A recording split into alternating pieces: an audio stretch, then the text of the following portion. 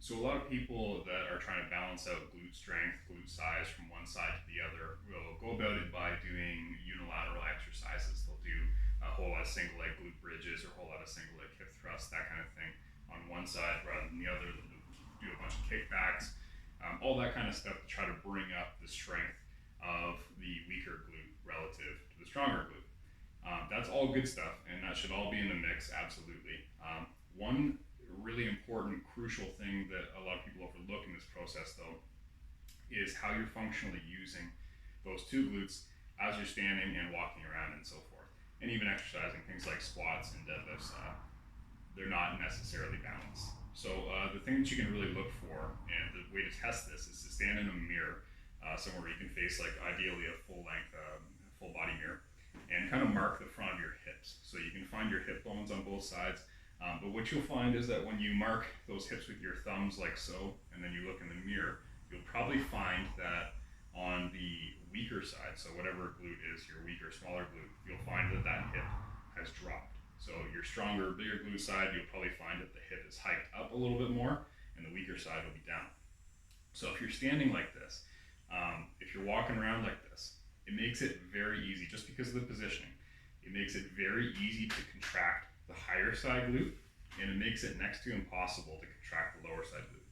And you can run this test for yourself. So when you have that marked, what I want you to do is try to squeeze that higher side glute, just contract it, relax, and then try to squeeze that lower side glute, and just feel the difference. It's very, very difficult to get that lower one to contract. And that's an artifact of where your hips are. That different hip position from side to side, one makes it easy to get a contraction, one makes it hard.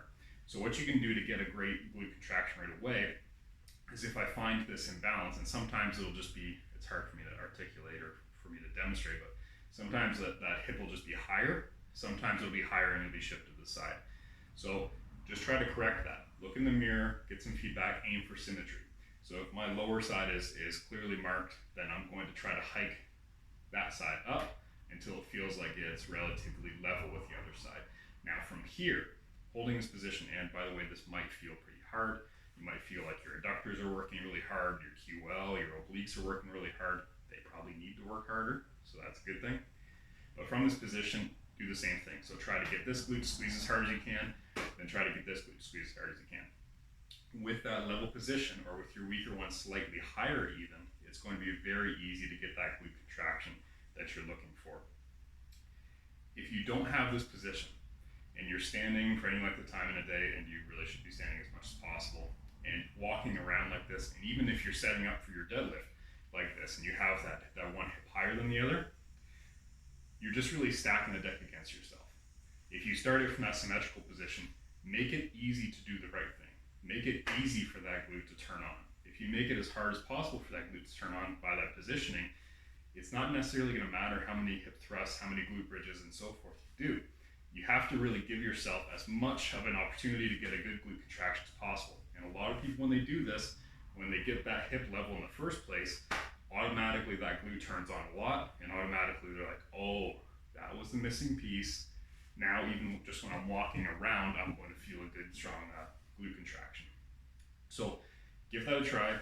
Full length mirror, mark those hips, look at that balance, try to find some symmetry from side to side, and then just play around with that contraction and see if you can get that contraction both sides. And if you're afraid of losing it, if you're afraid of like you'll be able to do it once and then the next time you do you're not going to be able to get there, just practice that contraction. Look in the mirror, get to that level position, and then just max contraction on that weak side as hard as you can. Squeeze that glute for 5, 4, 3, 2, 1, and relax. Continue holding that position and repeat for reps. Eventually, this is going to take some time because you have to break some bad habits, but eventually this is going to carry over to the other stuff you do throughout your day, your normal standing, your normal walking. At first, it's going to have to be a very conscious thing that you're really focused on. After some time, it's going to turn into something that you just do involuntarily, and then that weak side glute is really going to come up in terms of strength and mass, without you really having to do extra work for it, just by doing the things you're already doing, but better. So give that a shot. Let me know what you think below, and I'll talk to you guys again soon. Don't forget to like and subscribe if this video helped you, and yeah, again, talk to you guys again soon.